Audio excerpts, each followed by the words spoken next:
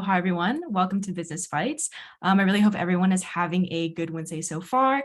I'm really excited to see everyone joining us today for another great speaker discussion. And for those of you who may not know, my name is Kayla and I am with Haunted House in Palo Alto. So, if any of you are from the Bay Area and ever go into our Palo Alto location, please feel free to say hi. And as a quick background, so Business Bites is a collaborative virtual series hosted by On Its Access and Haunted House. And if you're not familiar, On Its Access is an innovation consulting firm based in Southern California, and Haunted House is a flexible co-working space and cafe with locations in both Palo Alto and Newport Beach. So what's really cool about Haunted House is that our workspace is really open to anyone that wants to use it. We have absolutely no membership costs or long-term commitment, and instead we offer pay by the hour workspace reservations. So, it's really flexible, it's super versatile, and it really can be used on an as-needed basis, which is very unique in the co-working world. So today, I do encourage you all to use the chat feature at the bottom to engage and ask any questions throughout the session. And as a reminder, this session is being recorded and will be posted on our YouTube channel and also sent out via email. So, maybe if you had a friend who couldn't attend, or if you had to leave the session early, it'll be up on YouTube so you won't miss a single thing. And with that, I would like to hand it back over to Kelly from On Its Access. Well, thank you so much. And thank you to all of our speakers for joining today. We are incredibly fortunate to have three remarkable successful startup founders.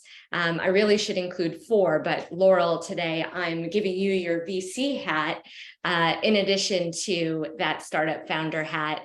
As so many of us today, we wear many hats. And so today I'm joining you in my role as an executive at On Its Access, the innovation consulting firm, but I'll also be speaking and working as the moderator for today's conversation from the perspective of my managing partner of 360 Venture Collective hat, which is my VC hat. On Its Access has been accelerating intrapreneurs and entrepreneurs for a long time. And I'm thrilled to also be in a position now to fund startup founders as part of that 360 team. So with that said, let's talk to the real successful leadership team here, which is the founder team that we have live joining us for today's conversation.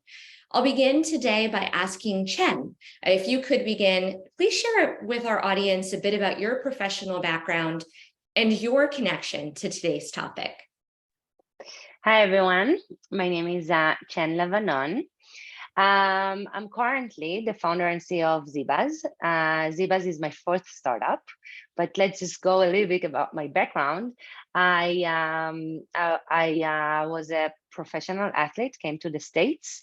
Then I did investment banking, so a lot of finance background in the Wall Street. And then in 2012, I started my first business. It was in the mobile space.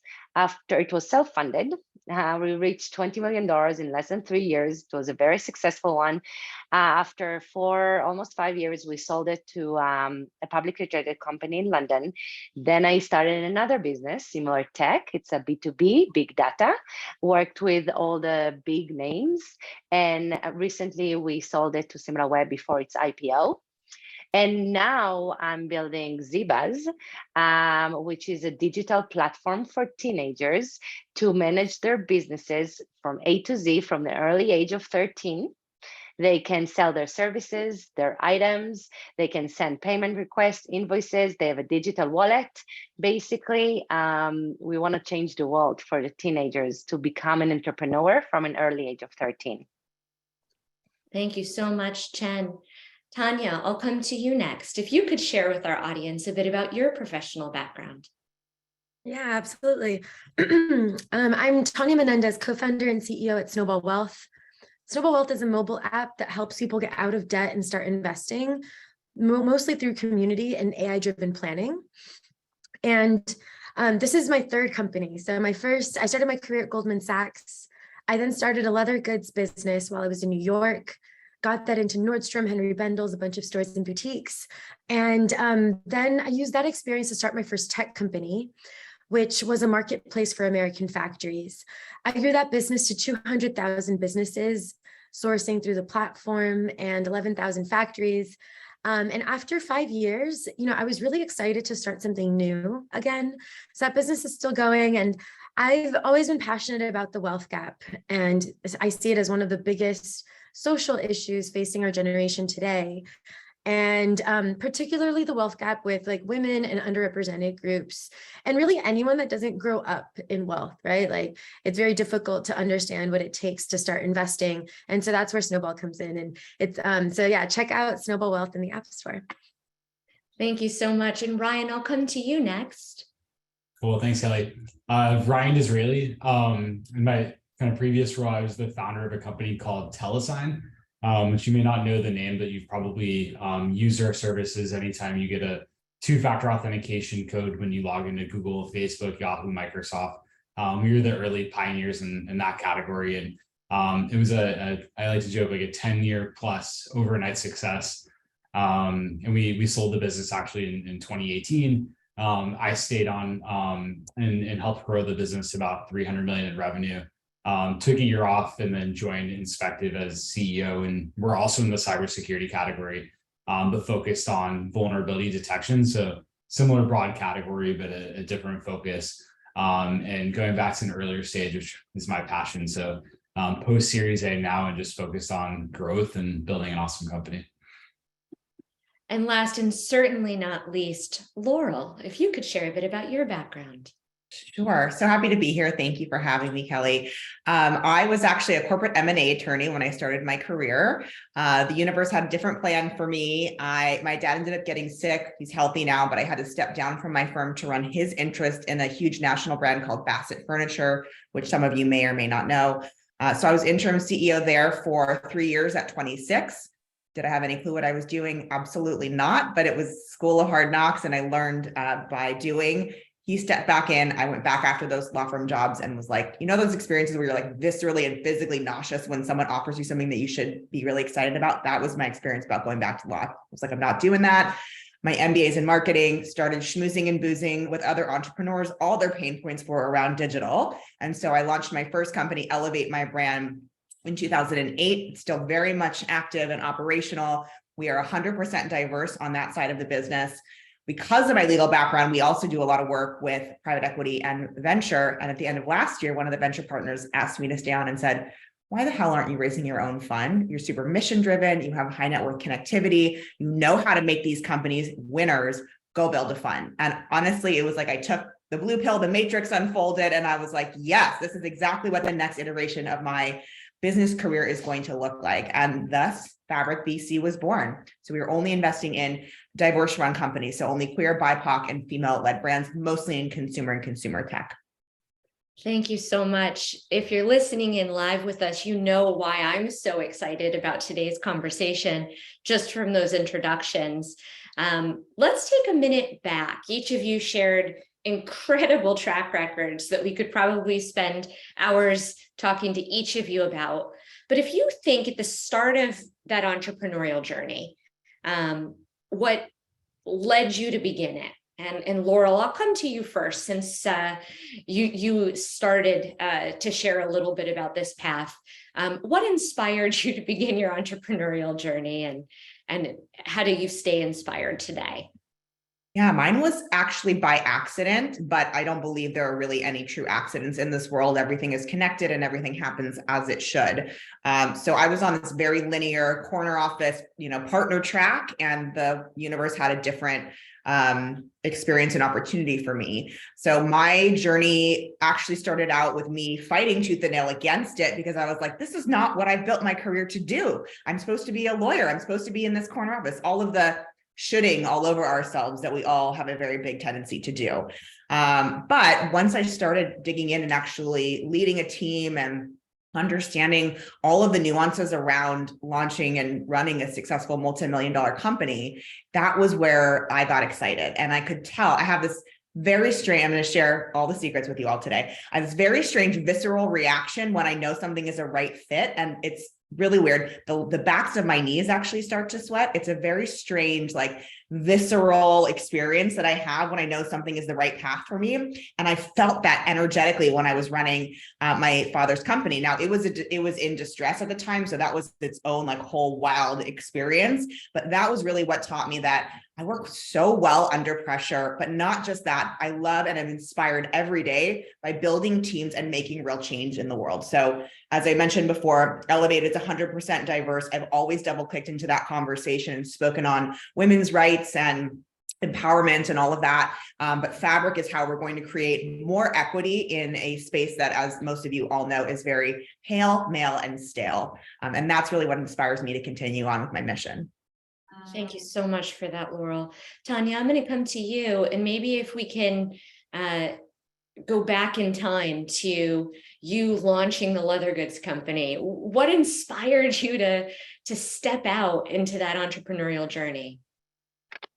Yeah, you know what? I initially started my entrepreneurial journey really because as a creative outlet. I loved at the time, the leather goods company was all made in New York.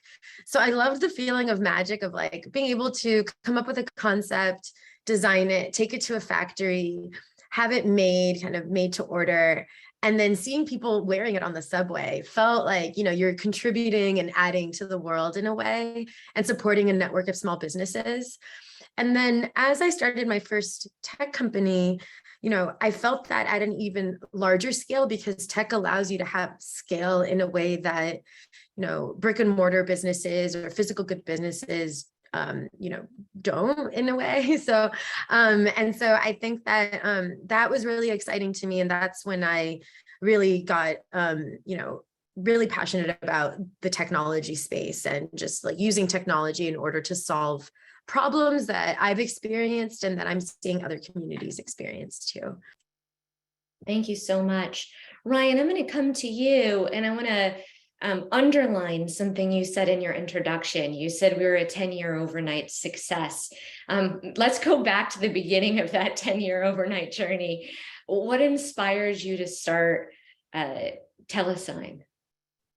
Yeah, I think like what inspired me, actually just even back before that to get into like being an entrepreneur and starting something. I grew up, I always joke like as part of a dentist dynasty. My dad was a dentist. His dad was a dentist. His dad was a dentist. And I don't know if they had dentists before then, but if they did, they were probably also dentists.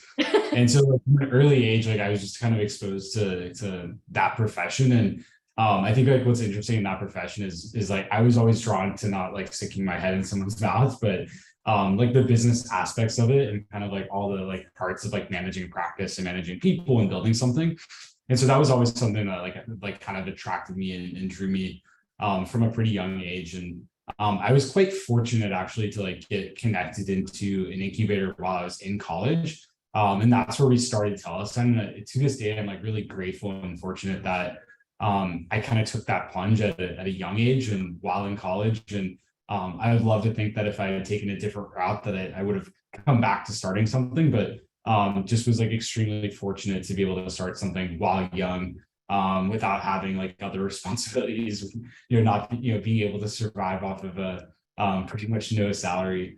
So I kind of feel very fortunate from a timing perspective. And I think similar to some of the other panelists, like feel like kind of like lucky and that things kind of happened a little bit for me, but I think more broadly than that, I just love building things. I love like growing companies and the connections and like the people that you can help grow and take along that journey. So that's why I'm still in it and still love doing it to this day. Thanks so much. And Chen, coming to you with the same question, can you remember 4 companies back to that beginning? So I'm 100% with Laurel.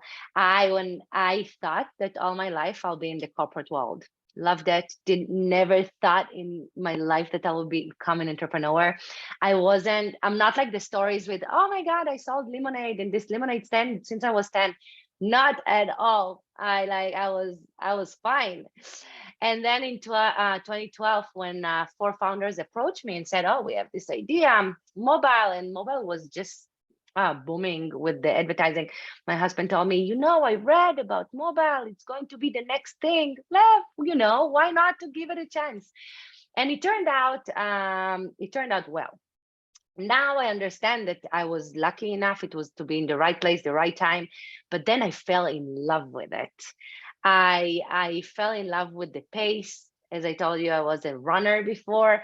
I loved building things from scratch.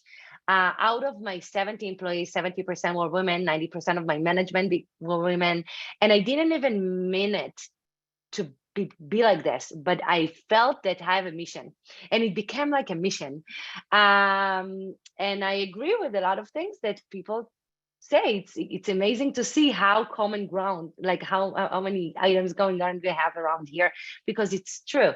And I love changing things, and I love the fact that I see it grow from nothing to something.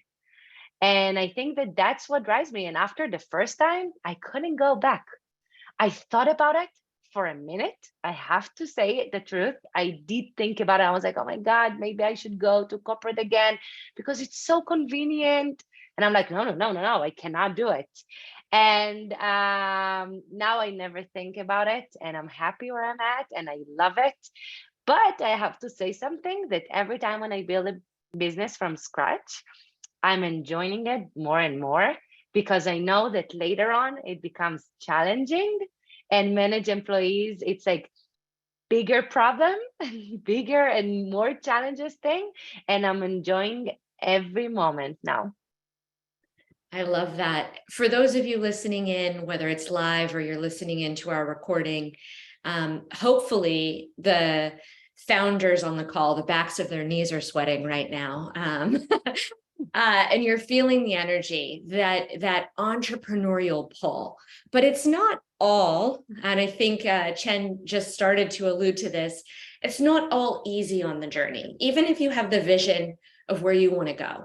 And so I'm going to ask each of you now for a lesson you learned on that founder path that you wish you knew at the start, that today, when you start something new you have in your pocket, that you can impart on our audience. And I'm going to come to you first, Tanya. Oh my gosh, so many lessons. I think, I mean, honestly, like being prepared to be uncomfortable, to do things that you've never done before is a muscle that, you know, I've had to exercise from a young age. And it's been useful for me in my entrepreneurial journey, because when you're starting something new, especially if it's something that's category defining or very different from what exists currently, there's going to be people that are going to doubt you. There's going to be people that are going to impose their opinions on you and say things so confidently and try to put doubts into your head. And so I think it's really, really important to be discerning on who you get advice from, taking that advice as an input, not as truth, and really deciding for yourself what the truth is and trusting your gut in that way. That has been the biggest lesson for me, because there are so many people that will say things with a straight face, with the most confidence, and actually not really know what they're talking about. And so I think really internalizing that and like really being discerning on like who you take advice from, I think is really, really important, especially if you're doing something new and innovative, because that's just the nature of it. They're not going to believe in it. And like doing something for the first time is maybe the most challenging thing, because like even for my last company was a perfect example. There were people that like would say so confidently, like, there's no factories left in the United States. There's over 1 million factories in the United States. Like that is factually wrong. But they will say that, right? And they'll say things like that. And so I think that like really being able to trust your gut is like one of the biggest lessons. Thank you so much. Ryan, over to you. What's a lesson that you wish that you knew at the beginning that you can impart on our audience?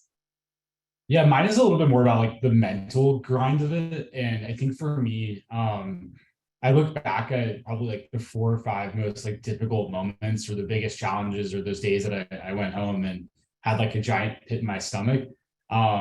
Every single one of those a year later was transformative for a positive reason. It forced me to go do something differently. It forced me to think about a problem set that I hadn't before. Forced me to move on from like, you know, a member of the team, or make really tough decisions. And so I think like looking back, like the piece I wish I knew is that those moments are really, really important, and in this kind of a sick way, you need to embrace them and know that those really kind of challenging moments, those moments you feel really, really down, they can lead to really transformational, like important, positive change. And that's something like I still, to this day now doing it a second time, like I try to remind myself, and sometimes even knowing that it's still hard, but just knowing that those like tough moments lead to things great if you kind of keep that in mind. It's great. Chen, coming over to you. What's your lesson for our audience? Okay, so as everyone said, we have a lot, but I wanted to think about one thing that the audience can think and actually take it with them. And I will speak about the cap table. General terms, cap table. Then when I think that a lesson is that not doing 50-50 with the founder, with your partner. I think that some people maybe will disagree with me, but I think that it's one lesson that I learned with my third company, and I actually dissolved it because of it, and then building a 4 from scratch, because I think that it's a huge mistake, huge mistake. So Chen, could you, for our audience that may be completely new to startup and funding altogether, can you explain the capitalization table, the cap table, what it is, and why that was a mistake that you feel is really important to impart? Because I agree, it's an important topic to understand the control of a company. So you have 2 questions here. So let's talk about the capitalization table, the cap table. Cap table matters a lot. It matters when you need to make a decision. It matters when you want to raise money. You need to have a reasonable cap table. If you have 50-50, and if you disagree with how the company needs to move forward, you have 2 options. 1, to agree, and 2, to dissolve the company. And that's it. You cannot do anything else. Now, I can also talk about the capitalization take with my second company. I did have a huge mistakes there, because one of the investor had 40% of the company, and it was really hard for us to raise our A round.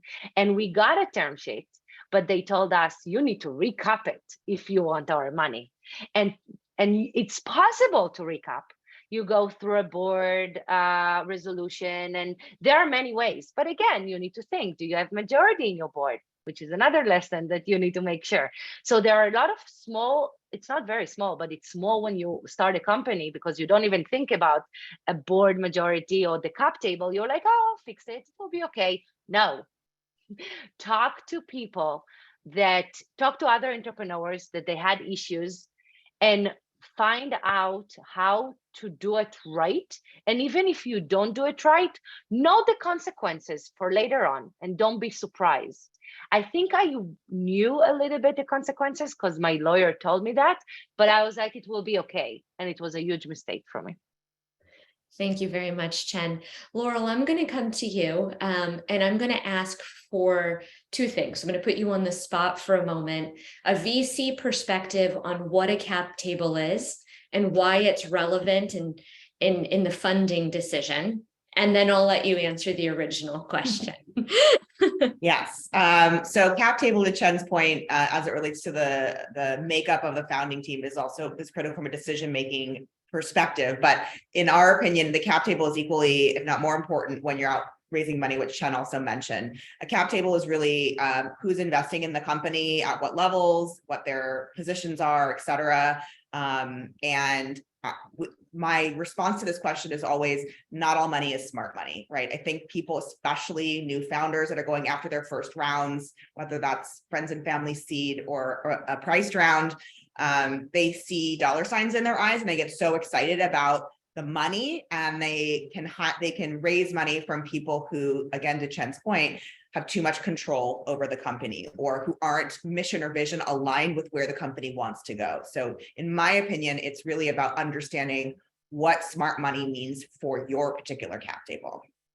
And then to answer the second question, I mean, Ryan hit it on the head. I totally agree with what he said. But for me, I think, well, to Ryan's point, I just want to point out, like, everything is in flux, everything is in change, good or bad. So you can't attach or try and detach from anything in your business life. You can learn the lessons, but know that everything is in flux and everything is fluid. So to get so upset about something tomorrow, you won't think about it. To get so excited about something tomorrow, you won't think about that either. So it's, for me, it's about creating equanimity in how you deal with the day-to-day influx of stress or exciting moments.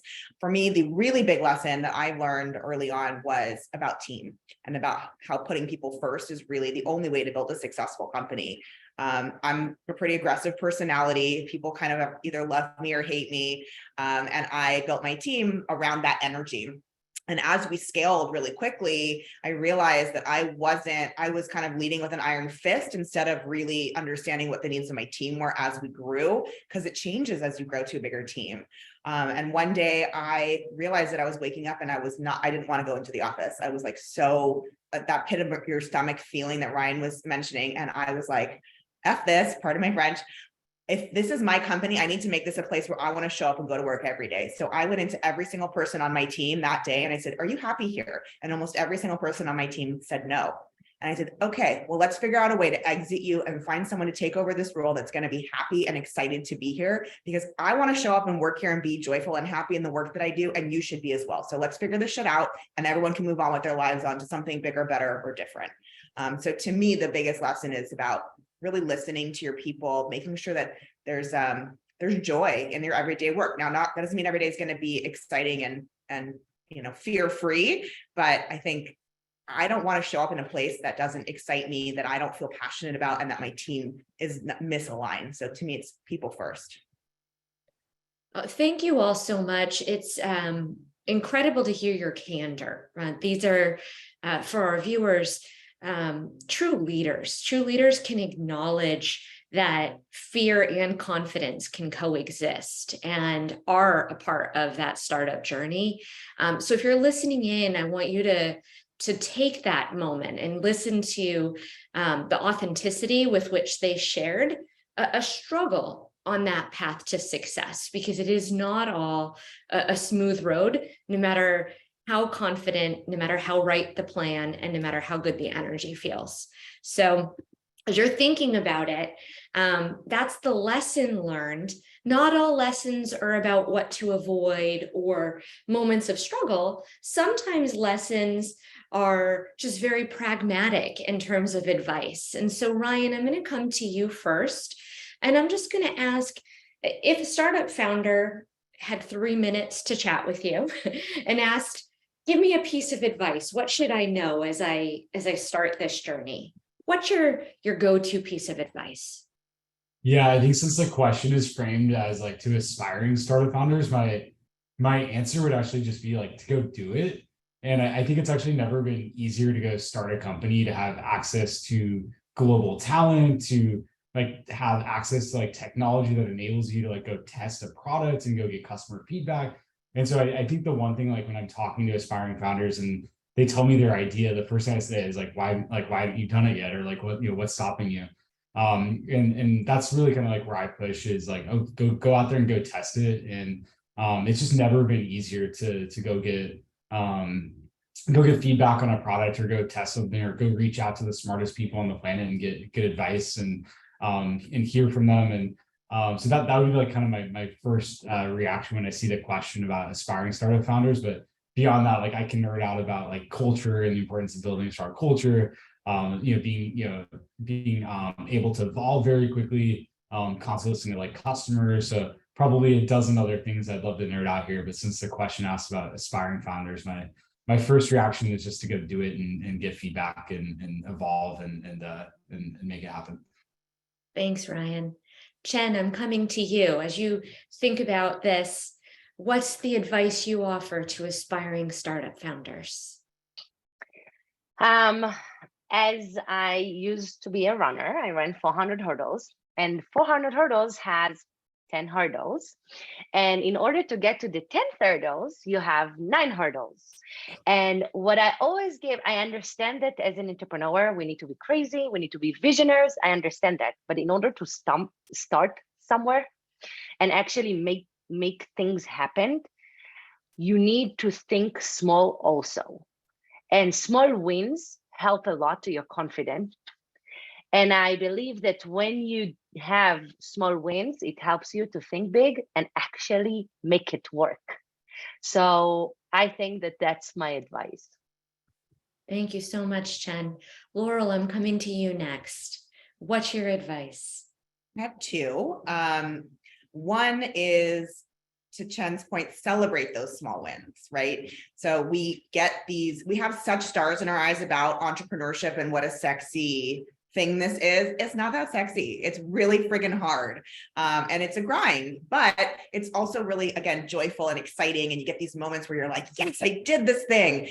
But even the small wins are so important. So I try and call my team out and really validate their successes and celebrate them, because I think we as entrepreneurs, I know we move those goalposts, we move those hurdles all the time. We're like, yeah, we did that, but we got to get something else done. We did this, but now we've got to do this times 10.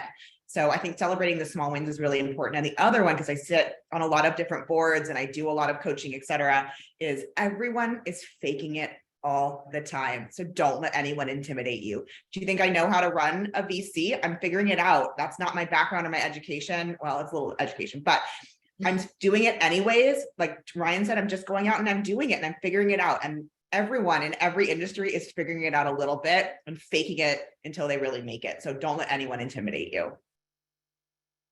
Wonderful. Tanya, coming to you. Yeah, I love all of the advice that was shared already.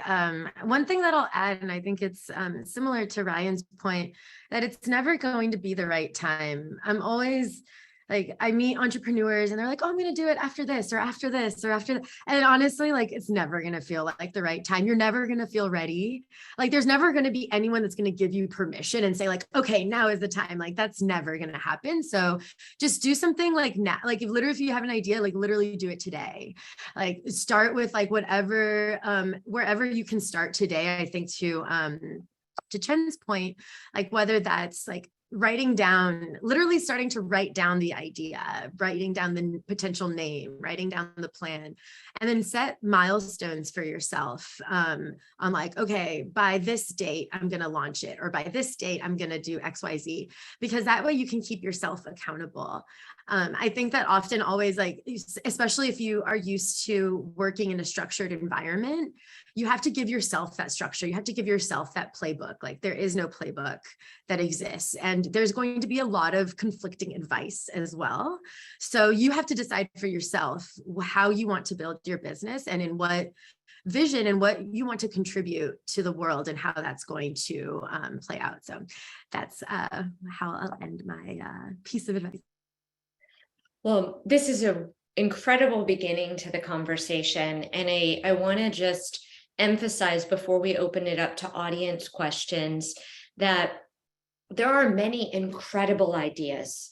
Startup founders are often solving problems that they have a relationship to, that they've experienced in some way, and identify an opportunity. The difference is that startup greatness begins when you start up. You have to Ryan's point, step out and evaluate if there's a total attainable market, if there's a world where other people feel that same passion for the problem you're solving, that there's a connection that they're willing to buy the solution that you're creating for that problem. So as you're thinking about launching a startup and going after it, really encourage you to validate the idea, validate that there are other people. And so before we open it up to the audience questions, I'm going to ask Ryan, and I'm going to ask all of the panelists to spend a minute on something Ryan mentioned. He said, there's never been a better time to launch a startup, to be able to seek great advice from the smartest people in the world, to be able to weigh in on that. So if you had an idea, not the startup you're working on today, but a new idea that you wanted to validate, what would that first milestone be? What would you do to test that idea in the market? And Ryan, I'll come to you first. Yeah, so I have a little bit of a bias in this one. And you may get some contradictory advice, maybe even on the panel, but I don't think really any advice now is like totally so novel that you should be worried about sharing it with others and getting feedback on it. And oftentimes I've talked to founders and they're like, well, I'm hesitant to talk about it or get advice on it because I don't want someone else to go do it. Like actually doing it is the harder part. The idea is like quite simple. And so I to this day, like if I want, like I really enjoy reaching out to people and just asking for advice or asking for 15 minutes to like pick their brain.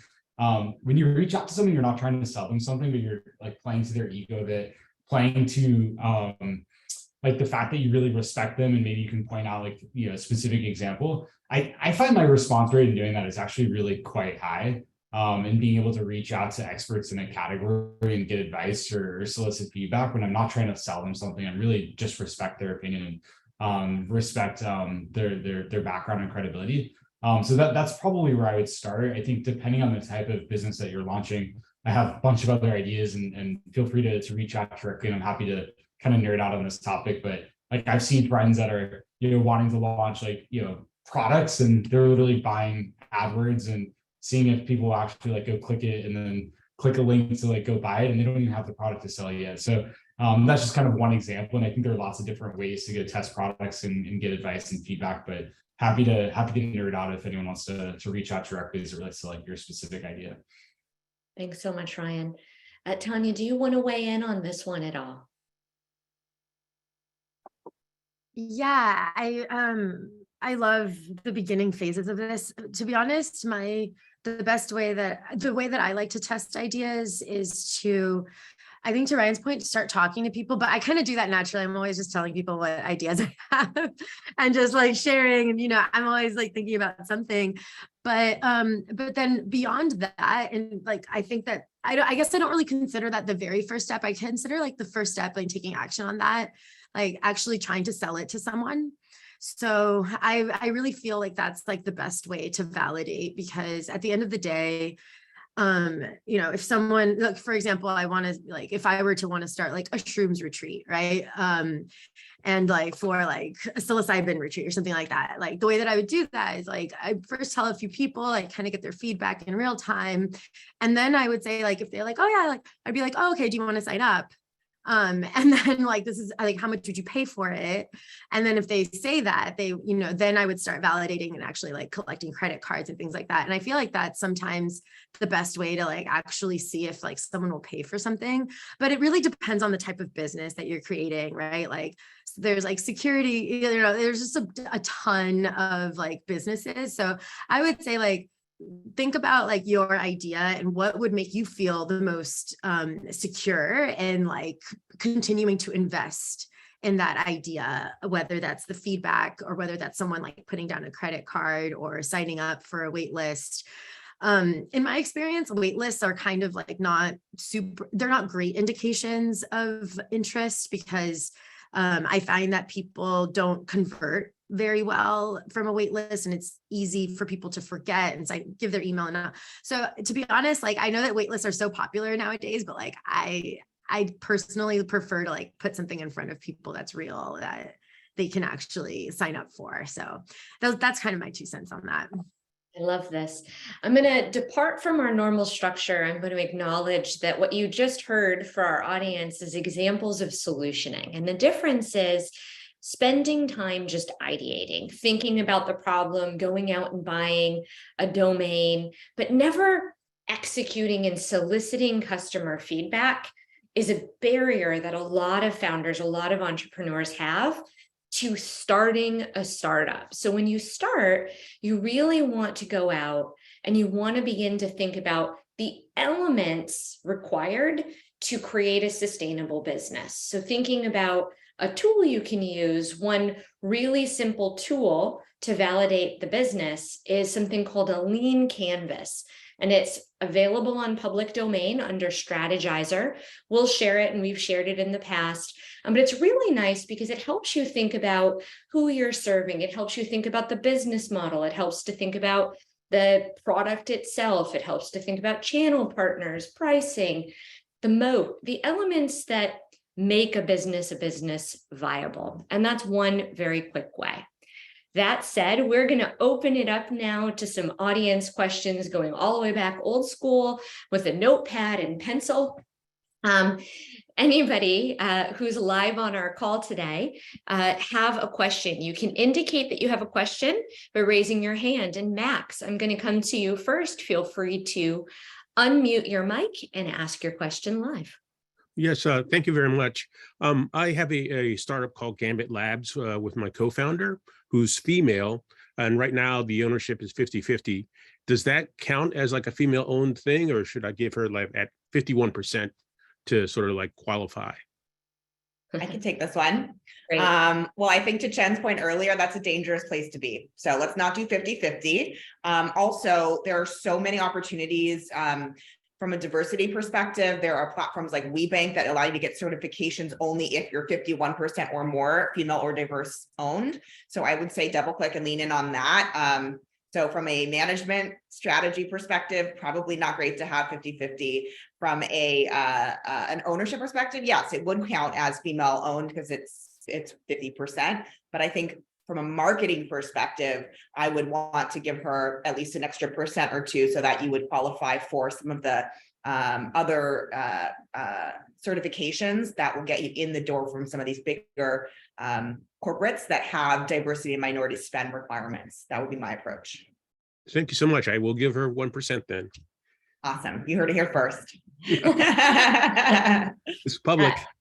Yep. I love this question. I'm going to underline one additional thing, because if you are seeking funding from a fund like ours, it's not just enough for the capitalization table to reflect ownership, but also the operating model.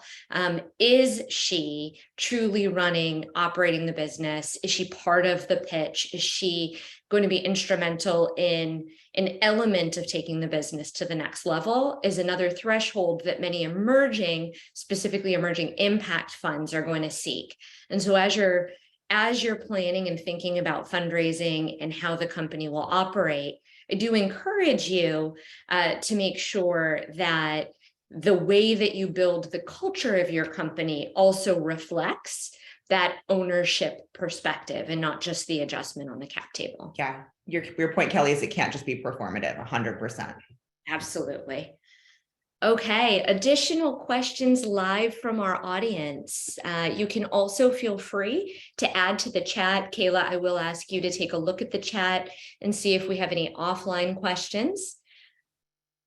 I did see a hand go up. So if you had raised your hand, please keep it in the air. We're just going through the audience. Yeah, I'm not seeing any in the chat, so I think we can go to Eric to see if he has a question. Great, thank you. Hello, I actually have a few questions, if that's okay. Let's start with your first and see how it goes. First, I would like to say thank you, everyone, for sharing insight with your startups and how it progressed over time. I'm actually in the process of beginning my own startup, but this is like a very new territory to me. So it was very informative and helpful. So thank you, everyone, for sharing your insights. My first question would be, during the beginning phases of creating your startups, what picked you up / motivated you to keep going when you ran across an obstacle that was very challenging or difficult? Tanya, I see you nodding your head. How about you take this one first? I think, there's so many difficult moments throughout everything. So I think that one of the things, I have a whole process of like grounding and everything. So Martini, that's funny. To be honest, my go-to is like talking to customers and like kind of remembering the purpose and like that things that are working. And I think that that's what motivates me the most in that. And I think that beyond that, I invest a lot in like therapy, coaching, meditation, and like all of these things. So I think that I think that that's sort of the process, but I think like everyone comes up with their own formula to stay steady and to make it through some of those moments. Thank you very much. Does anybody else want to weigh in on that? It's a really important topic, that idea of founder resilience in tough times. I can jump in just for a moment. I think for me, I was very lucky to have co-founders, and for me, that was like a huge piece of getting through those like really challenging moments. But the other way I kind of lean on it is just being part of like CEO groups with other CEOs and founders of companies. Running a company is extremely lonely. Like you can't like go talk to your team about all of your challenges or every tough moment that you have, because it just wouldn't be appropriate. And you have to kind of put on that face and put on that smile. And the analogy I always make is when I'm flying on a plane and we hit a rough patch of turbulence, I always look at the flight attendants, and usually if they're calm and the pilot's calm on the overhead, then I'm calm. But I think one time in my life I was on a flight and the flight attendant was freaking out and I was freaking out. And so I think you have to like be able to put on a really good face for the team as you start building a team. And so for me, just having like other CEOs and other people that I can build relationships with and talk through those tough moments, building that rapport before that tough moment was important, so that I can lean on them when those tough moments happen. Great. Laurel or Chen, this is an important topic. I'll open it up to you as well. I 100% agree. I think that in general, you need to be a positive person. You need to think positive. I think that being an athlete helped me a lot, because you can train your brain to think positive even when it's hard and when you go to sleep, and like sometimes you don't know how you're going to pay salary like later on, and you need to think, and you need to take a paper and a pen and think positive, but also realistic. This is how I'm going to go through it. 1, 2, 3. And I also agree with what Ryan said. Another thing that I learned, I was really lonely with my first startup. It was in 2012. It wasn't very common.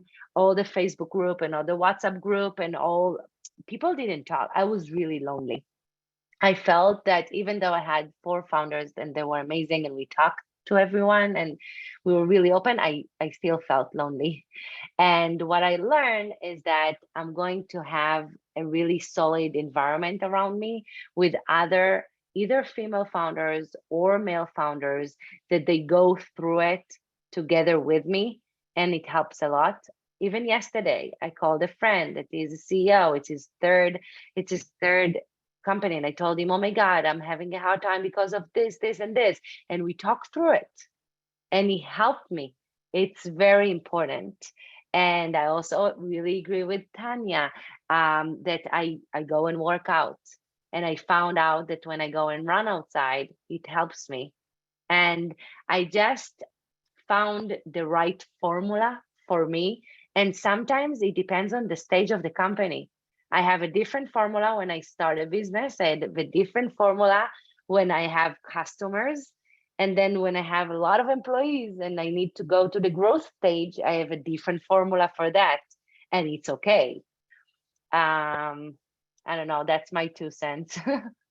It's incredible. Thank you. So I was a little tongue in cheek. I put martinis in the chat. I actually do believe that martinis help solve a lot of problems. But it's about routine, right? I wake up, I drink a big glass of water to jumpstart my system before my coffee. I gratitude journal. I work out 5 days a week. I try and have a really consistent routine because it's all about training, to Chen's point again. I think gratitude is probably one of the most important practices as an entrepreneur that you can have, because then you're taking yourself out of your current stressful situation and you're realizing that, like, in this moment, I'm actually really great, right? I have everything I need. I have food on the table. I have a roof over my head. I have friends and family that love me. So having a practice of gratitude, to me, has been a game changer. That's incredible. Eric, I'm going to come back to you and give you a chance to ask one follow-up question. Oh man, this is hard. I have to choose one. Okay, because Ryan and Chen kind of talked a little bit on top of the question that I actually had one of the questions I had after.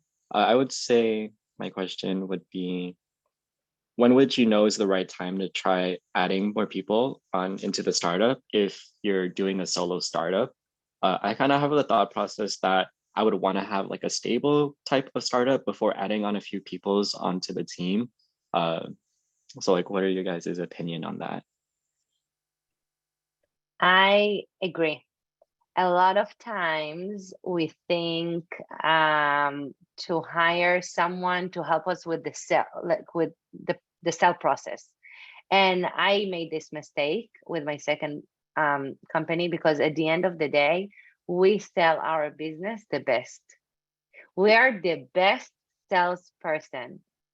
And only after we know how to do it, then we have a plan and we know what we need. Now, as a sole founder, it's a little bit tricky because you do everything. So it's tough because you do need an R&D team. You do need like an engineer. You do. First of all, I encourage to find a co-founder. I found it very helpful. But if it's your own choice, it's totally fine. But maybe to find someone to share with what you feel. But I do want to say something about the salesperson. Don't rush into it, because you are the best salesperson for your business. That's how I see it.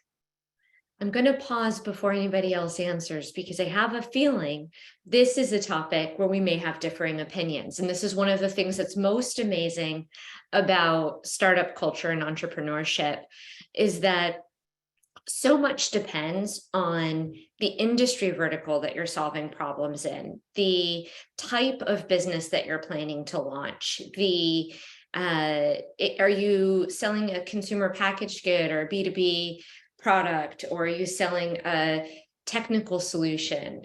So thinking about the startup that you're founding is going to really impact some of the answers. But what I want you to listen for is how our speakers respond based on their expertise, based on their experience. There's a lot of solutioning that comes from their experience. And so with that said, I'm going to open it up and give room for anybody to respond to Eric's question.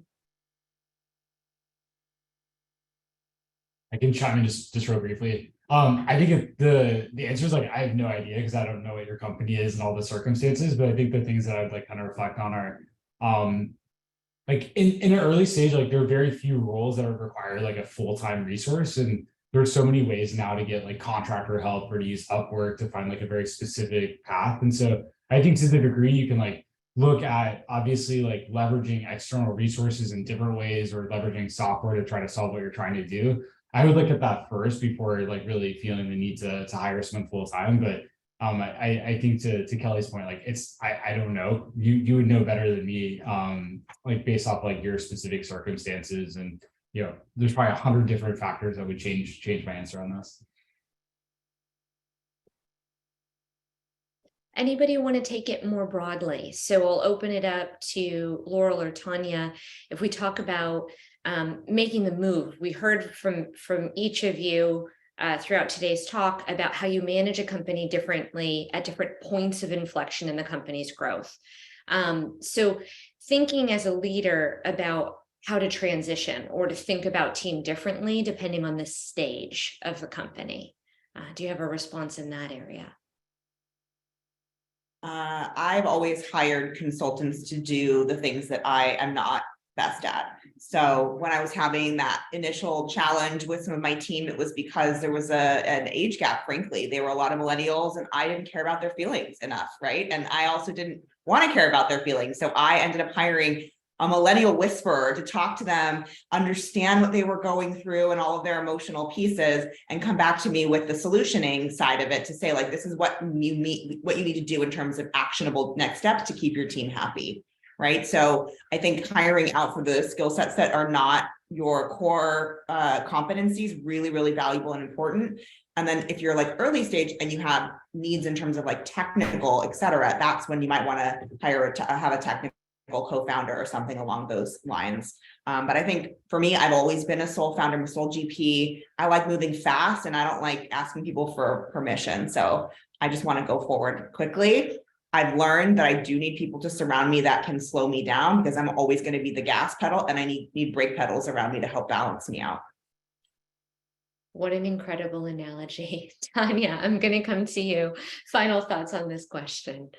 Yeah, I think that I always come back to this feeling of like, it's not the time it takes to build a company, it's the time, the energy it takes to build a company, and like the will that you have to bring it into existence, right? It's not actually the time that you allot for it. So I think about that a lot, and I think about the people. So I really like to surround myself with people that give me more energy and that like contribute, and that, there are people on my team that are more containers and like try to slow me down. I think to Laurel's point, are frankly are just more methodical in that, where I'm more of an expander. I'm just always going to want to do more and more and more. And so I did know that about myself. So I spent about 6 months looking for a technical co-founder, and I treated it like a recruitment process, because I really wanted someone in the trenches with me that had the technical expertise. And so I treated it like a recruitment process. I actually started a dinner series for technical women in the Bay Area as a way to get to know people. And then I had like a co-founder questionnaire with like 50 questions on like, are we aligned? Are we, are we going to be on the same page? Can I build with this person? Can I get basically married to this person? And then we also had a small project that we did together prior to making that full commitment. And then from there, we hired contractors. I really like doing contract to hire as a way to get to know people. And then we also honestly hired people that we knew that we had worked with in the past, because we know what to expect. You kind of know their vulnerabilities, you can be honest with one another, and you can kind of speak the same language. And so that allowed us to move much faster, because we had already had that rapport with people. So with the people on our team. So that was my approach, but it changes at every single stage. And you just have to like be very dynamic and responsive and just practical with like what you need and honest with yourself on like what you need and what your team needs. Well, thank you very much. Thank you to all of our incredible speakers today. This has been a highly impactful session. I'm going to hand it over to you, Kayla, to conclude us. If you've been listening in, each of the incredible panelists that joined me today is on LinkedIn. Please do follow them. Please learn from what they've been doing. They have incredible careers, and don't hesitate to reach out to me as well. I'm Kelly O'Cares on Twitter, and I'm on LinkedIn, and I host Business Bites on a regular basis. Over to you, Kayla. Okay, thank you. So thank you so much to all of our speakers for taking out time of your day to speak with us. This is really such an insightful conversation, hearing about your entrepreneurial journeys, and I'm sure that everyone who tuned in today completely agrees that this was an incredibly valuable session as well. So before we wrap things up, I will be dropping the feedback survey into the chat box below. And then, if possible, please take a moment to just fill that out super quick, and it will definitely help us improve our future sessions. And then lastly, here are our links to our Instagram, so you all can stay up to date about any future events that come up. And with that, I hope all of you have a great rest of your day, and thank you so much for attending this session.